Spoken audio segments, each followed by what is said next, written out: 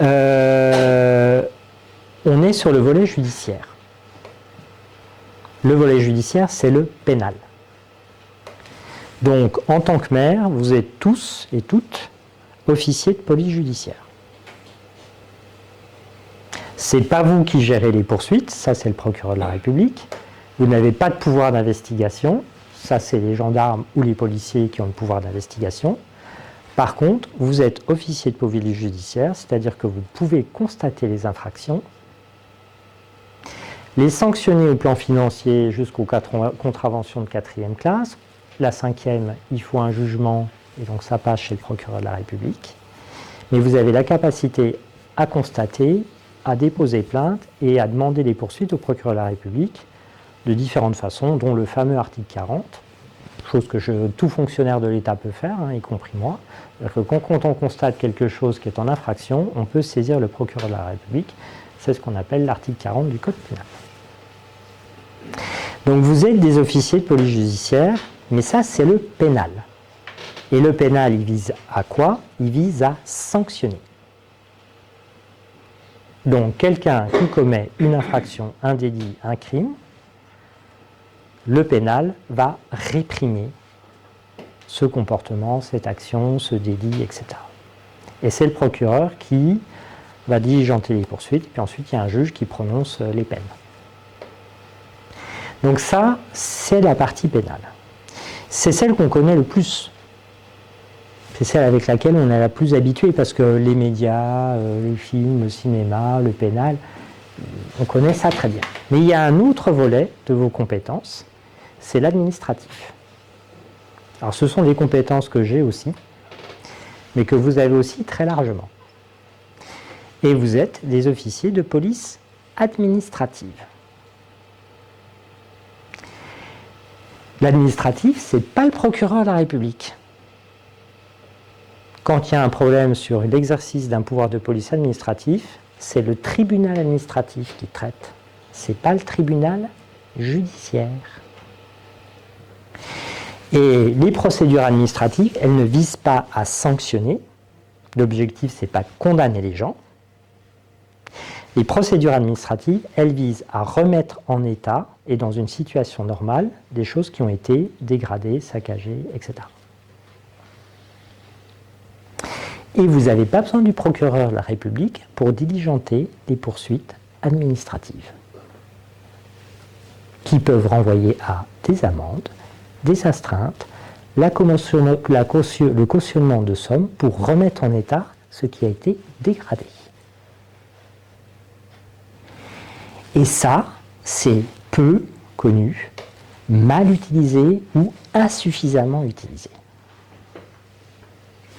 Parce qu'on renvoie toujours au procureur de la République, mais le procureur de la République, il sanctionne. Donc il a une échelle, il a une gradation. Il est obligé d'assurer des équilibres entre quelqu'un qui va être condamné pour un délit et puis quelqu'un qui va être condamné pour une infraction, on parlait du dépôt. Il y a forcément un moment donné, il fait des choix, il priorise. Et la réponse que vous pouvez avoir, je ne dis pas qu'elle n'est pas satisfaisante, mais parfois elle vous laisse un petit peu sur votre faim. Et puis la situation n'est pas réglée. Il y a la sanction, mais la situation avec les dépôts de déchets, elle est toujours là. Et donc la police administrative, décidément j'ai une mouche qui m'aime, la police administrative, ce sont des choses que vous pouvez diligenter. Il y a un formalisme, il y a des règles appliquées, mais elle permet de traiter énormément de choses. Donc c'est pour ça que je vous ai envoyé tout récemment un guide qui traite, alors effectivement, du sujet des déchets, parce que quand j'ai visité les communes et quand je vous ai vu dans vos mairies, on s'est promené, j'ai vu différentes situations, et j'ai constaté que c'était quand même une problématique extrêmement répandue, récurrente, un peu systématique. Et donc j'ai fait ce guide, et dedans il y a tout. Il y a le pénal et l'administratif. Vous avez les échelles de sanctions, ce que vous pouvez faire, vous avez les modèles d'arrêté pour exercer vos pouvoirs de police administrative, à la fois sur les constats, le contradictoire, les prises d'arrêté qui vont bien, et tout ça pour effectivement contraindre un certain nombre de personnes à se remettre dans le droit chemin. que les choses se passent sur des terrains publics et que les choses se passent sur des terrains privés. Parce qu'on est chez soi, on est propriétaire, on a des droits, l'usus, le fructus, l'abusus, mais il y a des limites à l'exercice de ce droit de propriété. Voilà. Donc ça, je vous l'ai redonné. Lisez les 2 premières pages du document. Il y a tout résumé en 2 pages. Je l'ai fait exprès, c'est pour que ça puisse être lu vite. Et puis après, si vous voulez piocher dans un certain nombre de choses, ben, allez chercher ce qui vous intéresse. Vous allez trouver les détails de telle ou telle chose. Vous avez des tableaux synoptiques qui résument. Vous avez quantité de choses. Vous avez des modèles d'arrêté à la fin. Et j'ai vraiment fait en sorte qu'ensuite ça puisse être mobilisé. Alors, c'est pas simple, c'est pas toujours évident. Mais si vous avez des questions, des sujets, etc., ben, vous m'appelez. Et je viendrai vous voir dans votre commune, ça me permettra de voir la situation et de vous aider à avancer sur certaines choses. Je suis en train de le faire sur certaines communes, y compris avec des activités de garage qui sont plus ou moins déclarées, enfin on va regarder ça. Mais en tous les cas, il n'y a pas d'incapacité pour agir. Alors après, il y a toujours la question, j'ai entendu, de la solvabilité des gens, parce que ça c'est un vrai sujet. Taper au porte-monnaie, c'est bien, mais parfois, c'est pas toujours très simple. Mais bon, quand j'entends que quelqu'un il part en vacances en Espagne, c'est que quelque part, il doit y avoir un peu d'argent. Hein, voilà. Et en tous les cas, sachez que quand vous avez prononcé une amende ou une astreinte ou que vous avez cautionné une somme, ce que permet le Code de l'environnement, hein, il y a d'autres législations sur d'autres domaines où on n'a pas ces trois possibilités-là réunies, sachez que ensuite vous pouvez signer un ordre de recouvrement à la direction départementale des finances publiques et les ordres de recouvrement, ils sont obligatoirement exécutés. Hein. Ce n'est pas optionnel. Quand vous signez un ordre de recouvrement, vous ordonnez à la trésorerie de recouvrer. Et les recouvrements se font par 2 voies, soit à tiers d'étendeur, c'est-à-dire les comptes bancaires, etc., etc., hein, soit par voie civile, c'est-à-dire c'est les huissiers et les saisies immobilières. Hein. Tout ça prend du temps, mais quelqu'un qui se croit suffisamment fort pour vivre en marge de tout un tas de choses et mettre le bazar partout et compagnie, quand on commence à serrer les boulons, généralement, il se produit des effets. Ce n'est pas forcément immédiat, ça peut prendre un peu de temps. Il faut conduire les procédures avec une certaine rigueur, il faut être prudent, il faut bien caler les choses, il faut respecter. Mais quand on conduit la procédure, généralement, ça va au bout. Par contre, c'est du travail, de l'énergie, c'est pas simple. Alors nous, côté service de l'État, on vous aidera, hein, c'est pas le sujet. Mais sur ces pouvoirs de police administrative, et j'en reviens au droit local, le préfet n'a pas pouvoir concurrent avec vous. C'est le droit local de l'Alsace et de la Moselle. Donc si les élus locaux, les maires ne font pas, le préfet ne peut pas faire, ou alors il peut faire que dans certaines situations bien particulières. Mais il n'y a pas de pouvoir concurrent, alors que quand vous êtes dans un autre département en France, bah, le préfet peut se substituer. Et c'est vrai que sur certaines situations, parfois, c'est préférable que ce soit le préfet qui prenne la main, mais il se trouve qu'en Moselle, ce n'est pas le cas. Voilà. Donc le guide, je pense qu'il y a tout. Il y a tout ce qui tourne autour de l'environnement, tout ce qui tourne autour de la collecte des ordures ménagères, on parlait, le brûlage des déchets à l'air libre, les stationnements sur le domaine public avec dégradation du domaine public, les règles en matière de dépôt de déchets illégaux, remblais, infraction au code de l'urbanisme. Vous avez toutes les législations possibles, imaginables, applicables sur le sujet des déchets, des dépôts de déchets, etc. Tout est dedans. Je ne pense pas avoir oublié, je vais peut-être oublier quelque chose, on ne sait jamais, mais je ne pense pas avoir oublié grand-chose. Et après, c'est juste la façon de s'emparer du truc, et sachant que sur les pouvoirs de police administrative, que vous soyez sur des questions de déchets, d'habitat, ou toute autre problématique, en fait, ce n'est pas très compliqué.